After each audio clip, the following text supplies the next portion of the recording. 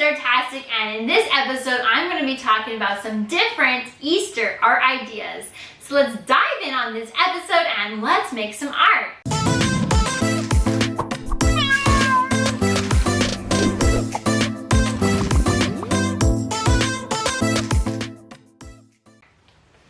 Alright, first idea for Easter is to make some cute mixed media eggs. So you can grab a variety of different art mediums and supplies, and kids can design some Easter eggs using different art mediums and supplies. This is a great time to pull out that scrap paper bin, get some scrap fabrics or magazines, and they can create a collage style or mixed media Easter egg design.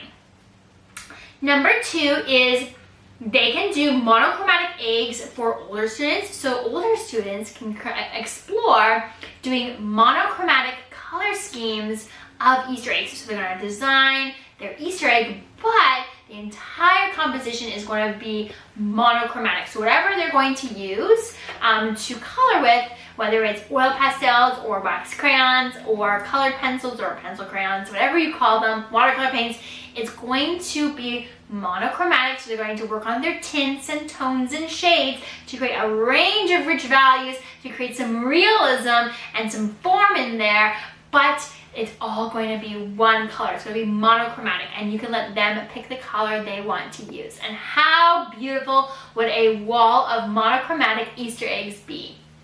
Number 3 is chicks or bunnies. I love doing chick and bunny themed art, so you can think about how you want to do chick or bunny themed art. If you have kids that don't celebrate Easter, then they can just do a chick and bunny that is more of a spring vibe than an Easter vibe. And then if you have kids who do celebrate Easter, then you can add in things like eggs or whatever symbols of Easter that you want to explore into those designs.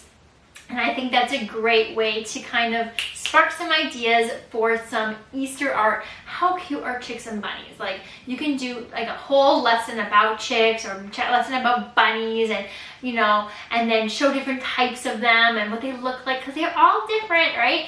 And then you can design them, design a bunny or an Easter art lesson, chick art lesson. And how cute would that be? All right. You can also do number 4. Oh no, wait, before we get there, let's do a question. Okay, so my question for you this video is, what is your favorite Easter tradition? What is your favorite Easter tradition? Let me know in the comment section of the video your favorite Easter tradition. That could be in your classroom or it could be in your own life. What is your favorite Easter tradition? And then number 4 is art that reflects your cultural traditions. So you can brainstorm symbols that you want to reflect in your art. So like thinking about like for where you live or the school climate that you teach in. If it's a private school, maybe you have certain traditions you explore and represent for Easter, what it means to you, and then you guys can create different symbols and represent what Easter means to you for your own personal lives or towards each individual student, like symbols of Easter, and then reflect that in an artwork. So they can design their own artwork that reflects what Easter kind of means to them, to their culture, to their identity, or whatever. So you can do that as well. I think that's another great way to touch on Easter and then make it more individualized and specific to other cultural or traditions that you might encounter in your world.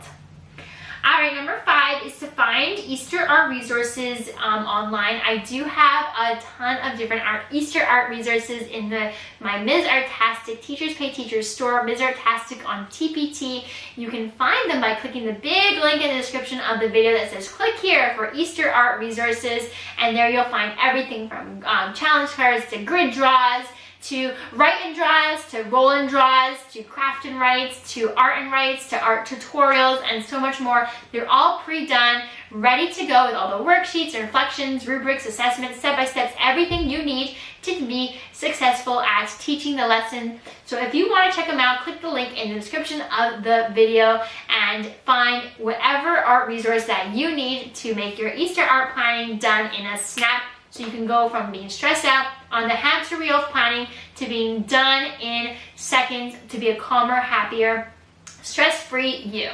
Well, my friend, that is it for this episode. Thank you so much for watching, and I'll see you in the next episode, which is St. Patrick's Day, our ideas. And you can watch that video by clicking the link above or in the description of the video, and I'll see you in that episode.